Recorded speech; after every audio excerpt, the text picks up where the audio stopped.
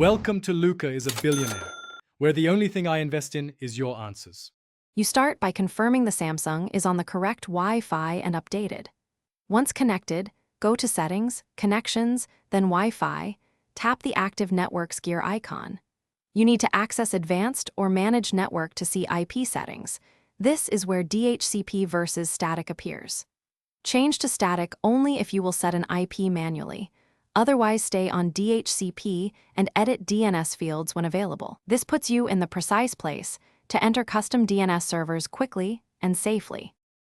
Now you enter the DNS addresses. If you switch to static, fill required fields, IP address, gateway, and prefix length, then type DNS1 and DNS2 with your chosen servers. If DHCP exposes DNS fields, simply replace the DNS lines there instead. That preserves automatic IP routing while changing name resolution.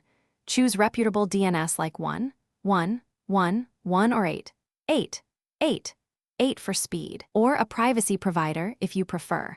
Make sure to double-check for typos before saving changes. Finish by saving and reconnecting to the network so the new DNS takes effect.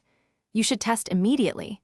Open a browser, visit a simple site, or run a ping/DNS test app to confirm resolution and speed. If pages fail to load, revert to the original DNS, reboot the phone and router, then try an alternate DNS provider.